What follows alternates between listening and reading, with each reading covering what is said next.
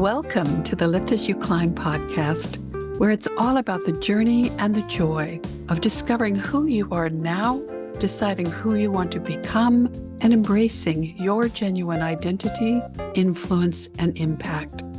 In each episode, we'll explore how life's experiences have prepared us for what we choose to do next and how to create our encore, write our own script, and star in the next stage of our lives. I'm your host, your encore strategist and transformation catalyst, Isabel Alexander.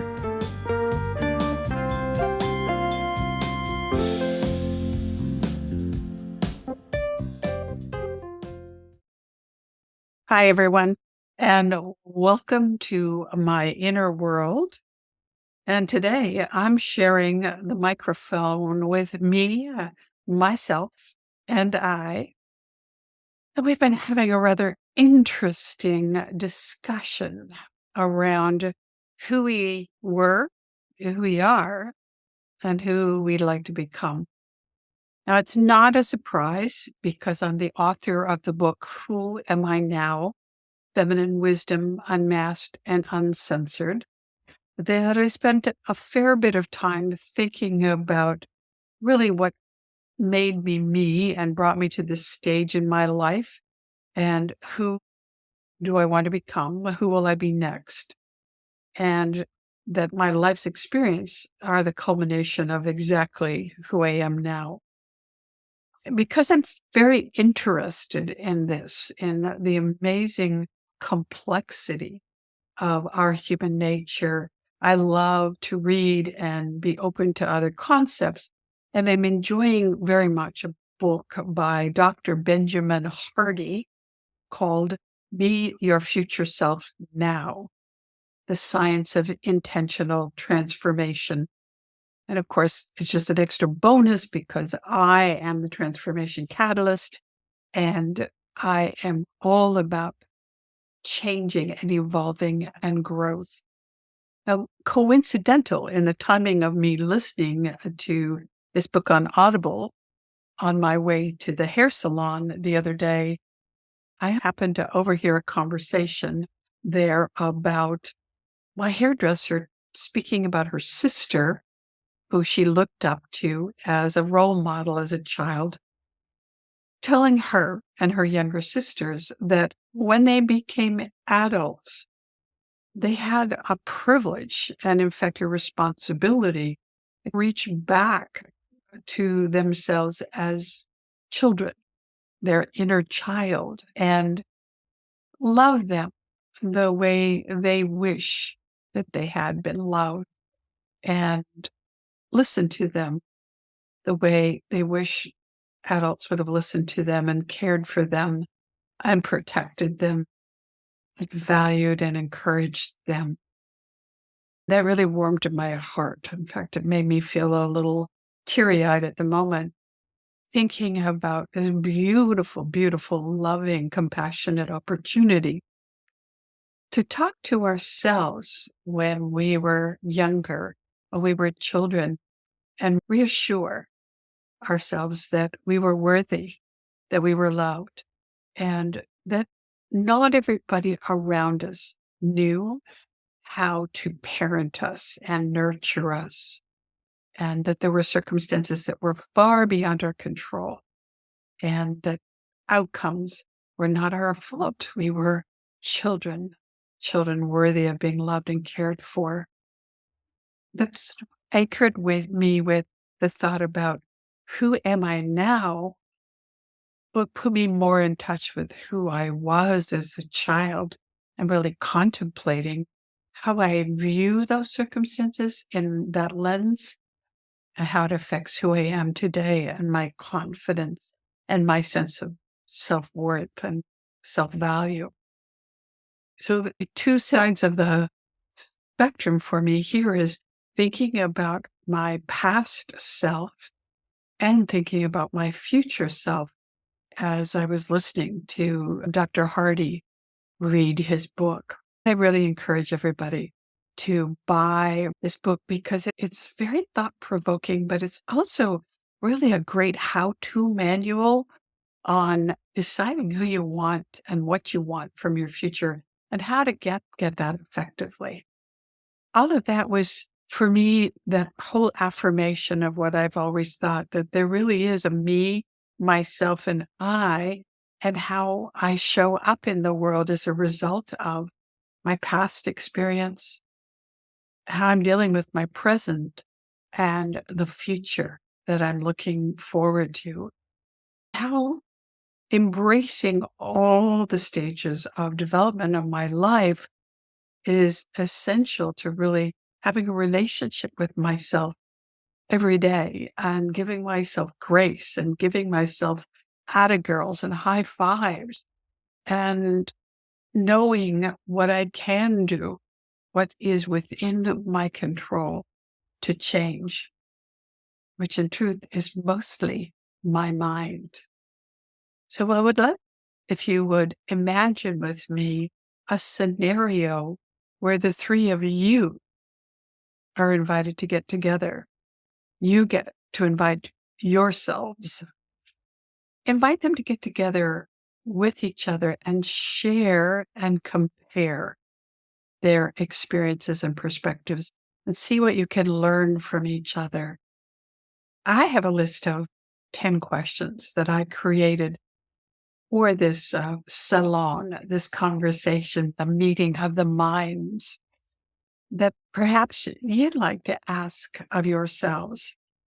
Now, thinking about the past you, what if you put this out there to the group and said, hey, past you, what are some of the things you wished that a trusted adult would have told you at your age?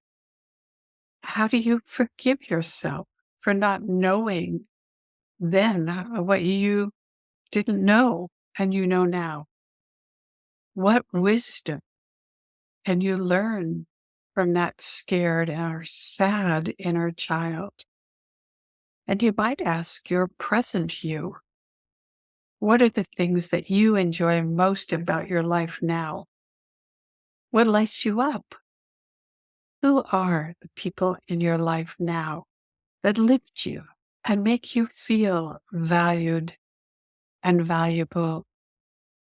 Who are the people you tolerate that puncture your bucket and drain you of energy, confidence, and joy? What are the things you do now out of a sense of habit or old beliefs that limit you from growth and connecting with your future self?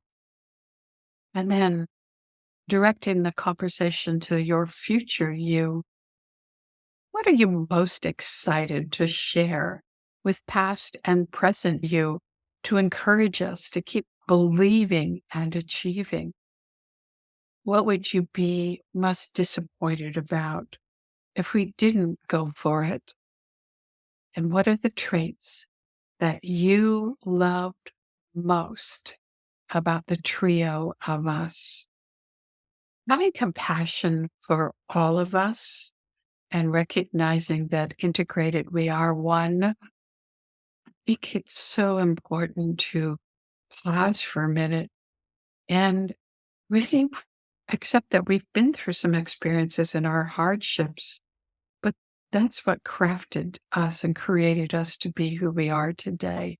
And we've learned from those situations and experiences. Recognize that your present self is a work in progress. You are not done. You are just continuing to evolve. But fear not. You're never starting from scratch. You're always starting from the experience that you've had before and the wisdom that you've already accumulated. Take some time out to really spend with you and appreciate who you are today. And really think about how you are the result of your past and that you choose the future you that you want to be.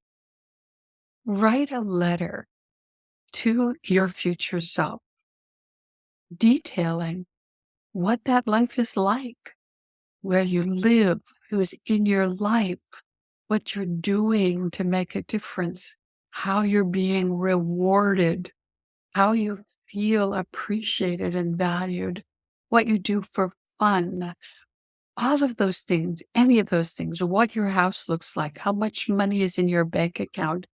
There are no limits to having that fabulous conversation projecting into the future that you will arrive at if you decide that's what it will be.